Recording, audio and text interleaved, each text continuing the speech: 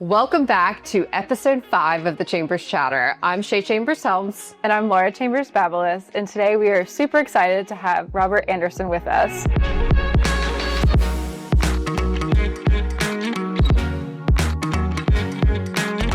Hey, Robert, how are you? I am well, thank you. Good. We're going to start and just go back to time. And I want to hear about your childhood in Beaufort and what it was like growing up here. Okay. First, thank you. It's an honor to be on the show. I think what you girls are doing are great, trying to preserve the history of Beaufort. Childhood. Unique childhood. So I was born and raised in Beaufort. Childhood was raised in the funeral business. Dad ran Anderson Funeral Home, started Anderson Funeral Home in '59. Some of my childhood memories, walking down Prince Street, passing coastal contractors, holding Dad's hand, going to Coath's, get the icy and, for behaving. And Mr. J.M. Coath, and then later Jimmy Coath running Coath's store. And then being taken to school in an ambulance, which was very unique. Many a day I was late for school because the ambulance came first. A lot of the younger generation probably won't remember, but the older generation will, that the funeral homes ran the ambulance service.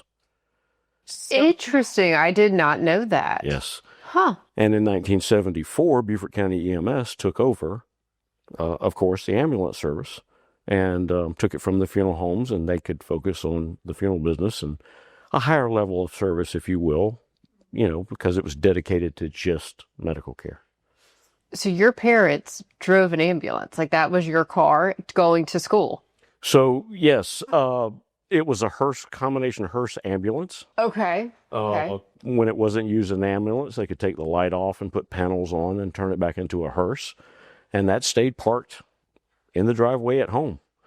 Of course, Mom had a car, and if we had to go to the grocery store or something like that, but Dad was always either by the ambulance or one of the other workers at the funeral home, which his brother Wilson Anderson worked there for a while, and Asa Godowns, some other folks worked at the funeral home, and they would take turns. Huh. And was there a hospital at this time? Or... Yes, when I came along, there was Beaufort Memorial, but Okay. It was not, it's in the same place. If you look at the birthing suite, the single-story part of the birthing suite, that was the original Beaufort Memorial Hospital. Tiny then. Yes. And then it went to the phase of the 2-story to the left for several years. And then later it went to the 5-story, or they call it the tower.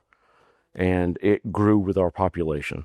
And what was it like growing up as the son of the owners of a funeral home? The first funeral home in Beaufort, too, correct? Not no. The first, okay. No.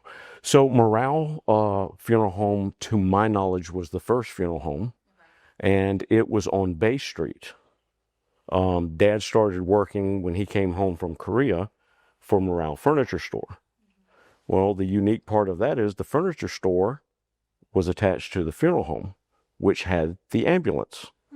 So in the old days, the furniture companies would build the caskets. Then they had the cars, which were the hearse. Right. Since the hearse had the stretcher to make removals of deceased, they could carry people who were injured or sick to the hospital. So that's how the furniture store, funeral business, ambulance company kind of all came together. Fascinating. That is really fascinating. Okay. And what were some of your favorite memories getting, I don't know if you call it favorites, it's not really a favorite industry to be in, but what were some of your outstanding memories in that? Well, Dad raised Carla and myself, and of course, Mom. But it was always about community and helping people. Dad had a strong desire to help just everyone. And Dad never met a stranger. And he tried to pass that on to Carla and myself. So even though they were in times of hurt and depression, people losing a loved one, Beaufort was small back then. So you knew everyone. I mean, everyone in Beaufort. you'd go down the road and your hand was constantly waving as people when you went by.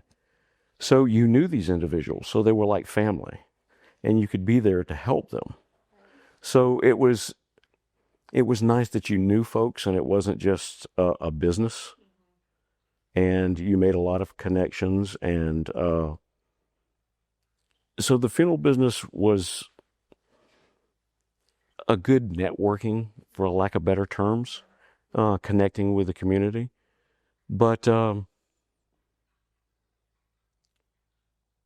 it was a unique experience growing up. I thought it was normal, but then going to school, people would inquire, and there was a lot of, what is the word I'm looking for? Astigmatism? Mm-hmm. Something I like could see that, yeah. Definitely. of the unknown, something, people didn't talk a lot about. Right. So, So did you have like any jobs as a kid within the funeral home or anything like that? so being born and raised, yes. And I guess that kind of leads me into, I got to see a lot of change. I don't realize I'm as old as I am.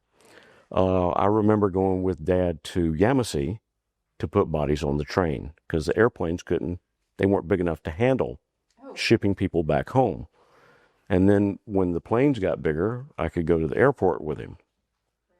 So I saw a lot of change in Beaufort. What did your friends think about this? As a child, I'm like so curious what that like stigmatism that you talk about, like what was that friend group like? Well, being a normal growing up in it and being a child, they would kind of ask and get over that awkwardness. And then it was normal childhood. Okay. Yeah. Okay. But then it would pop its head up every once in a while. It's like, oh, that's right. So they would kind of forget until they would, like, we'd play football in the front yard or whatever. And it's like, there's the car or something of that nature. Yeah. Going back to changes in Beaufort, what's one of the biggest changes of growth that you've seen here in your time? You can name a few of them. Development. I mean, the loss of the railroad that used to go down to Port Royal that supplied the Ports Authority and brought recruits in for Parris Island. So the railroad's gone. And growth and development. It was a lot more rural Beaufort County or Beaufort City when I was a child than it is today. I remember going with Dad to Hilton Head. He was friends with Charles Frazier, who developed Sea Pines. And it was 2-lane road from Beaufort all the way to Sea Pines. Yeah. It's crazy. There was a turn bridge across the river, very similar to the Ladies Island Bridge. But all that quaintness has kind of got lost in the development. Yeah. But if you still look hard enough, Beaufort's still here. Especially in the community. We still have the community, Yes. which is great. And I just want to backtrack a little bit. You were talking about the recruits coming in on a train. Just so people that don't know, where were those recruits coming from? Weren't they being held at in Yamasee, correct? Correct. Okay. So back then, in my time, everything east of the Mississippi came to Parris Island. So they would come from all over the country on the eastern seaboard or east of the Mississippi, and they were staged in Yamasee. And then when they got everybody together, they'd bring them by train down to Port Royal. And there was no causeway. They would take them across on what was called the kicker. Everything went by water. Yeah, how big was this kicker? Was it enough to kill hundreds of them on there? Or? Not really hundreds, but 50 to 100, I would say. And they would make several trips across, and everything came in by boat to Parris Island. They had the dry docks over there, and it was steam plants, and they bring coal in and things of that nature. So crazy. Are there any stories associated with Parris Island that you want to share? Well, I'm kind of a fan of your podcast, and since you invited me on, I was trying to do a little research. And Harry Ciccades kind of touched on the Ribbon Creek incident. There's so much history with Parris Island being from a naval base to a Marine Corps recruit depot. The Ribbon Creek incident, I think, was very unfortunate. 6 recruits lost their life, and there was a big court-martial and trial on Parris Island. And out of that tragedy, I think that the Marine Corps changed forever in a positive light. The causeway was on there, and then they started having graduations and the families coming in, and Parris Island opened up more in a public relations format, I guess, to kind of change the stigmatism of the Marine Corps. Which it needed to, it seems like. I think it was for the positive, yes. Yeah. Yeah. That's I can't even imagine. That's so crazy to have that experience. Those poor, I'm sure they were children at that age too, probably 18, 19 years old when that happened, which is so sad, very devastating. So at what point did you take over the funeral business? So I graduated. I'm a local boy. I graduated high school and got my college education. Beaufort High? Battery Creek? Okay. Don't hold that against me. No, I know there's a all feud kind of like Clemson and Carolina, but I was a Battery Creek because I lived in the county, and got my funeral director's license. And I worked with Dad from the early 80s until the late 90s. Dad was in a transition phase. He was getting older, and I was trying to, and I wouldn't say I actually took it over, but I was the manager, and I ran the business for a while. And then things started to change. Growing up in the funeral business, friends, classmates, family members, I could go on and on. It got kind of heavy on me. Rightfully so. I decided to take a break that ended up being a 27-year break. And Wow. I went in the fire service. So I became a firefighter, and I've been a firefighter for soon be 27 years. Wow. And then Thank you for that. That's not an easy position to be in either. So truly, both of them are very heavy. I can only imagine some of the things you've seen. Well, thank you. It was a little more positive because it wasn't a final outcome. You were saving or serving in a little different, and it helped with me some. So Good. I'm trying to, yeah, and I'm sure, almost having a team and support around you, I'm sure the funeral business can be somewhat isolating to some degree and holding all of that in. it is, and in a smaller town such as Beaufort, knowing everybody and being a family-run business, you didn't have a lot of employees like the fire service where you could call on one another. And then nothing derogatory about my father, but he was a very strong man. We weren't programmed to show a lot of emotion because we were there to do a job. And, he was a wonderful man, a wonderful father, and I cherish both of my parents and the memories I have with them. So I don't want you to take that the wrong way. Not at all. But it was a different time back then. And a different era when a lot of people didn't talk about emotions. My father and his two brothers were World War II veterans. My father was a Korean War veteran. So that generation was just keep it in and move forward. Yeah, had Yeah. a lot in. Yes. For sure. Yeah. Mhm. And like you said, I feel like that was that generation as a whole, just kind of how they were taught to grow up. Absolutely. We want to take a quick break to thank our sponsor, Watkins Mechanical. Hey y'all, it's Josh with Watkins Mechanical. Warm weather is finally here and your system is working hard to keep you cool. Here are 3 quick tips to help. 1. Replace your air filters monthly. Restrictions cause your system to work harder and reduce your air quality. 2. Keep your outdoor unit clean. Remove any leaves, debris, or dirt for proper airflow. 3. Set your thermostat at a constant temperature. Programmable thermostats improve efficiency and help save you money. For quality service and lasting results, call Watkins Mechanical, trusted in the Lowcountry for over 25 years. Brian, whatever it takes. And I know that you and I had talked a little bit in private about Warsaw Island, so I do want to talk about that because I find that to be a fascinating piece of history. So can you tell that story a little bit? Okay. Well, my father was a very modest man, a very down-to-earth person. In fact, and I'm trying to preface this so the folks who don't know my father or didn't know my father will kind of understand.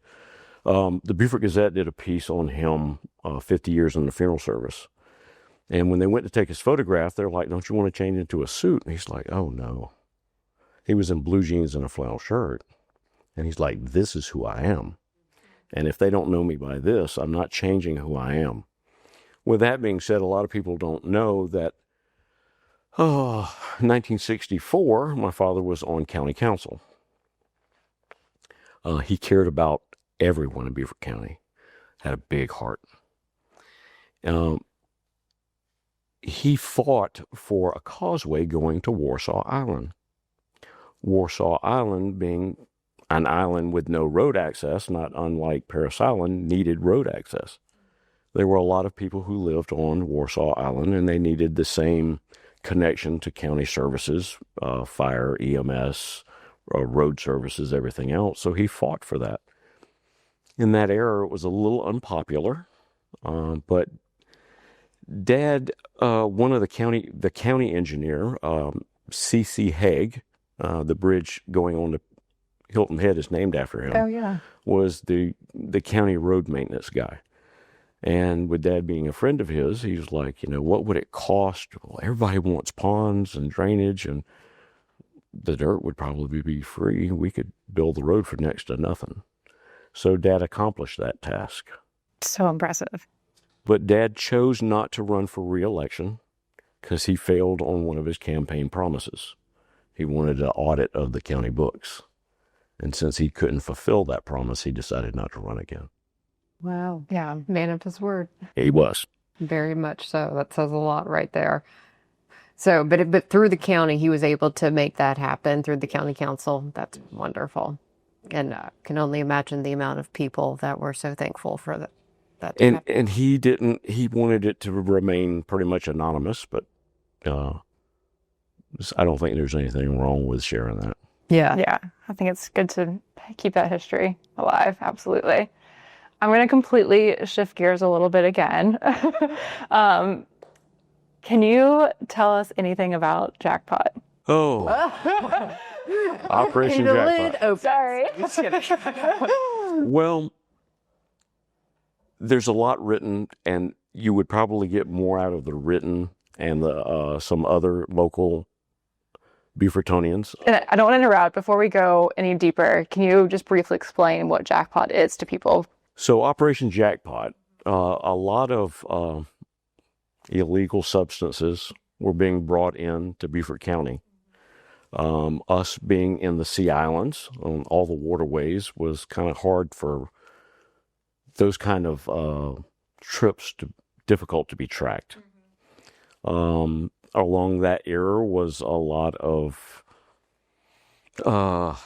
publicity about such things, and the government did a operation to stop that type of illegal trafficking. That came to a head with Operation Jackpot, where you had U.S. Customs, the DEA, and everything else. They did have an office on Parris Island because you had limited access in those days to Parris Island. But yeah, that's a very Fascinating and sensitive subject. Yes, very much so. I do know, I can say this because I'm not calling any names or letting too much out of the bag. I know for a fact that, just to give you an idea of how much was coming into the county, on St. Helena, there's a road that has a bridge across it, Club Bridge. And it's a little creek. And a shrimp boat backed up to that bridge, and there was a waiting tractor-trailer truck. And they loaded a tractor-trailer truck with the items on that shrimp boat. That's the volume of substances coming into Beaufort County. Wow. That is crazy. And what year was that all happening? Do you remember? That was in the 70s. So crazy. I'm sure you probably know a lot of the people that were out in that. We won't. We won't go any farther, but How many people do you think were in Jackpot though? Was it like tens or like 50s, hundreds? I couldn't give you an exact number, but it would probably shock you to know the people that were involved Sure. and the walks of life that they came from. And I'm sure some of them weren't proud of their decision. It was quick money that they thought weren't hurting anyone. So, So fascinating. it really is. but that ties back to the original history. I mean, Beaufort's been here since the 1700s plus, or 1500s, with the French Huguenots, the Spaniards, the English, the pirates, not the pirates of the Caribbean, but actual Yes. privateers who would assist in conflicts with whether it be the French or the Spanish or the English. We were a fledgling country. We were growing, and all that history happened right here. I did not know that we had pirate stuff off of Yes. here. Any stories you can share with that, or They would all be speculation, but all up and down the East Coast, especially the Outer Banks and Beaufort, were rich in. We had the deepest natural harbor on the eastern seaboard, Port Royal Sound. So, of course they're going to come here. yes. Which, I mean, at that time they probably couldn't come all the way in, or they could come all the way in, but in today's world they probably couldn't because of the bridge, correct?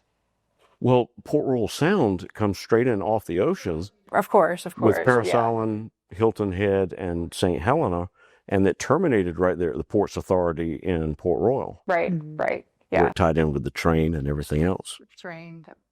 So crazy how much all that's changed. Yes.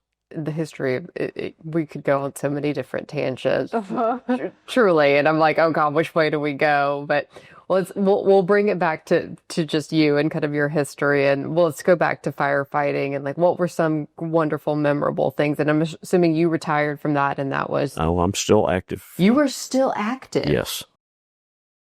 I did not know Yes. that. Yeah. You're 27 years in and still active. That is amazing. Thank you. Thank you. Wow. Yes, during that hurricane, you were gone for days on that one.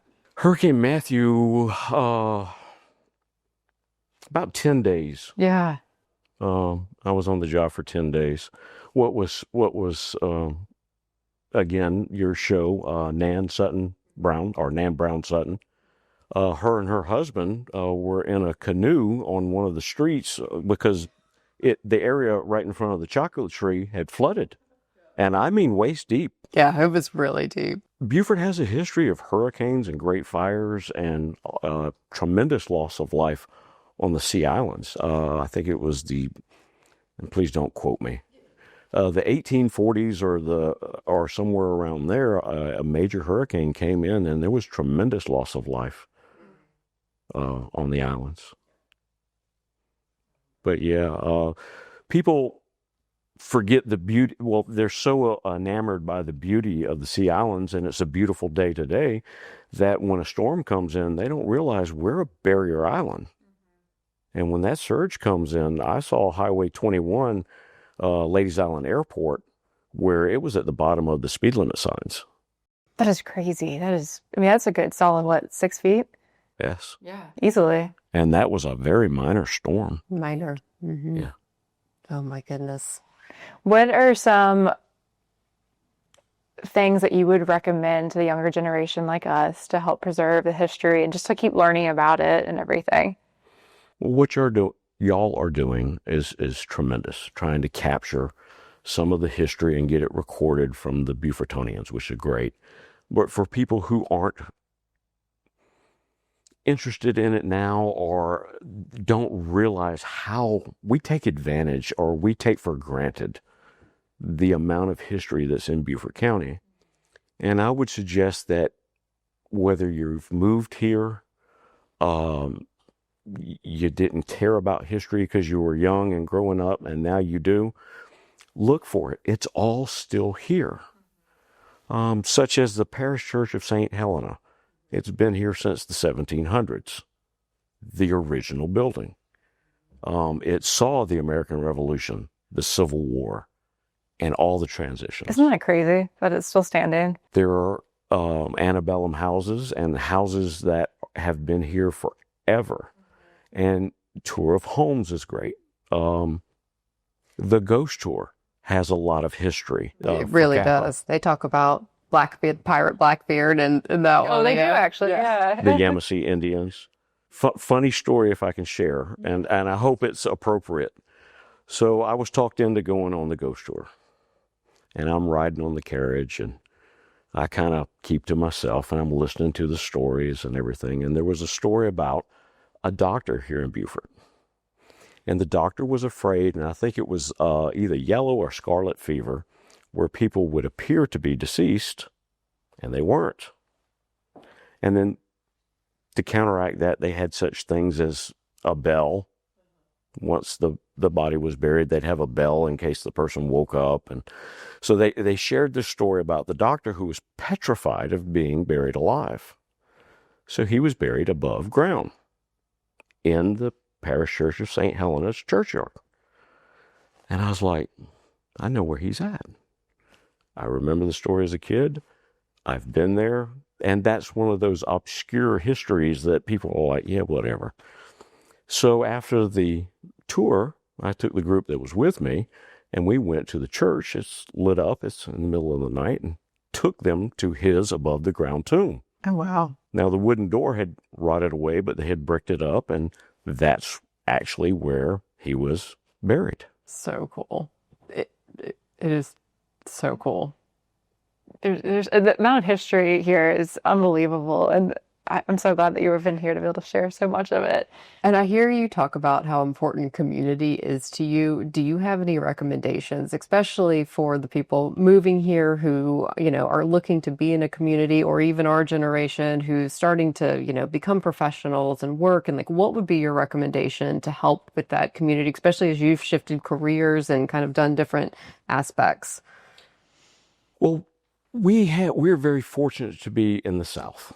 And some people look at that as a good thing, and some people look at it as a bad thing. But Southern hospitality is alive and well. Get out in the community. Be a part of the community. Like I said, Beaufort's still here. Get out and discover it. Go on the tours. Well, if you're in the community, go out to functions, events, and meet your neighbor. Speak to your neighbor. Spread that Southern hospitality, and be a part of your community.